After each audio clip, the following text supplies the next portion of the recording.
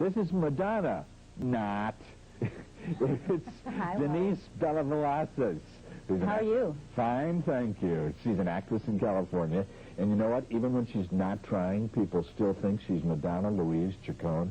Denise, by the way, has written about hers and other lookalike experiences in the book, Made You Look. Who do you look like? And we welcome Denise. Nice to have you with us. Nice to be here, thanks. Well, look who else is here. Cher. Hi. Well, her lookalike anyway. Unlike Cher, who started in music at 16, Sandra Wood is a college graduate from Southern California. After stints as a showgirl and a realtor, she decided to turn her Cher look into an occupation. We welcome Sandra. Nice to have you with us. Thank you. Nice to be here. And by the way, congratulations on your Grammy last night. Excellent performance. Excellent. Oh, thank you. Thanks. Finally, meet Tina Turner, a.k.a. Holly Vest, who really is. Now, this is interesting. Holly really is into music, and she really is a recording artist, and she really does have songs out there, but she just happens to look a lot like Tina Turner. It is nice to have all of you, and I welcome you all to the program. Do you all like who you impersonate? I mean, do you have to like Cher to be Cher? Well, yeah, I think so. I mean, I've always admired her, you know, for years when they did the early TV program in the 70s, and she's just one of those icons that I think a lot of people have just followed and loved to watch, and I think since I've been doing her, I have a deeper respect and just more interest in her than I did before. Now, have you ever... Who agrees? I agree, me too. You both do? I learned to love my character. I love Tina. You do. Now, of the three of you, have any of the three of you ever talked to the real Madonna, the real Cher, or the real Tina Turner? Yeah. All no. Yes. No on Tina, yes on Madonna and Cher. Madonna, let me start with you. What has Madonna said to you, Denise? She's actually hired me. Her companies have hired me to work, stand-in work, voiceover work, stuff like that. Is that right? She knows I'm a professional impersonator. Yeah. So have you done any movies for her?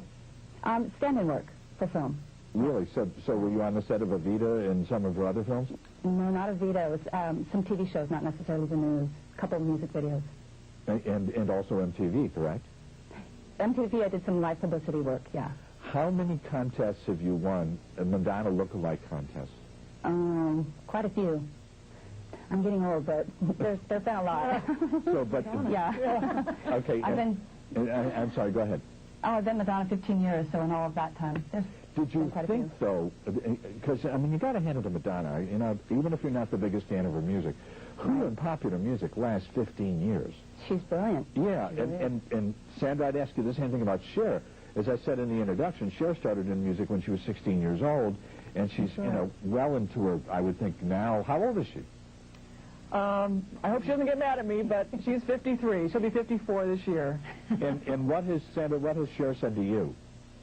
I was hired to be her double in a music video, Walking in Memphis, and it was the last day of the shoot, and we were all pretty tired, but we just chatted for a few minutes and took some pictures. She actually likes people dressing up like her. She doesn't mind it one bit. Does she prefer women or guys? Because I know a lot of guys like to dress up like her. Yeah, she actually prefers men doing her. Really? Yeah, she uses a lot of female impersonators in her shows, and she really does prefer. But she doesn't mind that women do her. She just thinks it's funny that people want to dress up like her. Now, Holly, I got to know from you, what's love got to do with it? Not a darn thing, honey. Not a darn thing.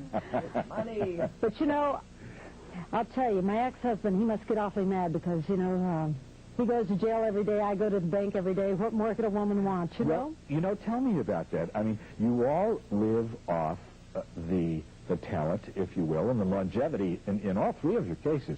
I mean, collectively, Madonna, Cher, and Tina Turner are very, very much the exceptions to the rule.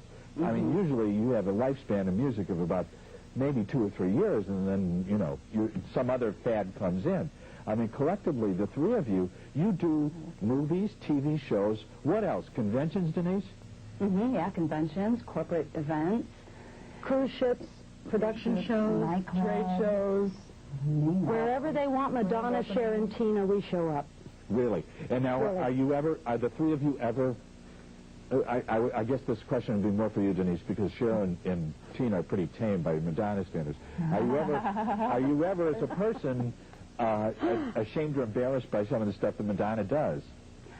Well, I think she's proud of the things that she does, and I support that, but maybe I don't always agree. It makes my job a little harder sometimes. Let me ask you, as the author of this book, because the book, you are just three of many, many lookalikes that are portrayed in the book. Are there people who portray a character that they don't especially like? Are there men or women who portray a character that they can't stand, but they look a lot like them? You know, I think you have to have some of that spirit in you to identify with it, to be able to capture the essence of the character. You have to have a great respect for that character, I think, in order to do it authentically and respectfully. Okay, I understand that, but Denise, who's to say that were it not for the fact that you look an awful lot like Madonna, that Denise Bella Velazquez would have had a big career in a sitcom or in a movie? Destiny is destiny, I believe. You know, you end up where you should be. But I love what I do. I love playing Madonna. So it's good for me. So all three of you are very comfortable with what you do. Is it fair to say that you all make a good living at it? Yeah. I think it's been good to all of us. It's enabled us to travel around the world and go places and meet people we would have never been able to meet. Yeah. You know, interesting. Well, here's I'm sorry, what were you going to say? No, I was just going to say that, you know, it's very up and down in business. It's not a steady job. I think everybody will attest to that. Right. And, you know, you have to, you have a lot of good times, and sometimes it's very slow, and you have to really try to market yourself and do as much as you can. Sandra, who's got a better body, you or Cher? Sandra, that's not a fair question. Yes, it is. Yes, it is. You are a showgirl. You must have a very good figure. Well, I haven't had any cosmetic surgery, so I know that, but and I'm a little bit younger than the real Cher. But I try to stay in pretty good shape because she is in such good shape. You know, that's another thing that I need to do doing her character. I need to maintain, you know, a good shape. Okay, here's what we're going to do. We'll take a break. We'll come back. We'll continue with these three ladies. But the special thing is, when we come back, how would you like to look like the Pope? Meet the man who does. Don't go away. George Anderson, best-selling author and medium, is coming back to Philly After Midnight next Wednesday, March 1st. If you've lost a loved one suddenly in an accident or through violence and you'd like to be in our audience, call us during business hours in the Philly After Midnight office. The number is 215-581-4555.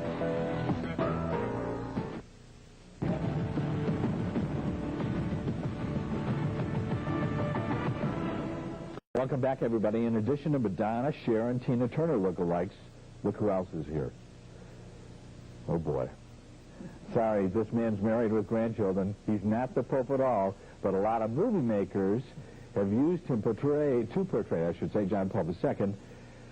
He is a gentleman who's got grandchildren, as I said, and his name is Gene Graytock. And, Gene, we welcome you. It's a pleasure to have you with us. My first question has got to be about the garb. You don't walk into the men's warehouse and get the Pope garb. Where did you get that? I received this from the manufacturer that makes the garb for the Pope here in Los Angeles.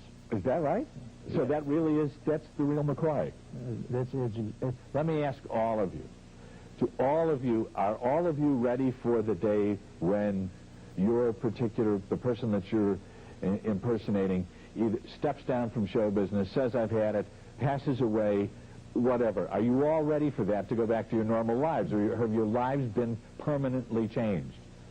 My life has been fantastic for the past 16 years, and if it should stop today or tomorrow, I've had a wonderful 16 years, and I'm happy with it. Ladies, how about you? Yes, we do.